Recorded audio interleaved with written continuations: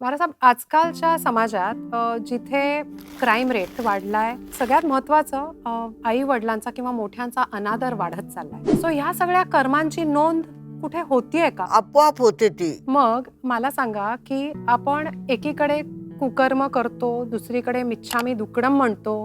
ह्या कर्मांची म्हणजे एस्पेशली कुकर्मांची वजाबाकी होते का? गंगेत डुबकी मारून हो. पाप नष्ट होणार नाहीये. हो. त्याचप्रमाणे हे पण आहे की फक्त मिच्छामी दुकडम हो. एका दिवसात फक्त हलकं होतं. पाप नष्ट होणार नाही.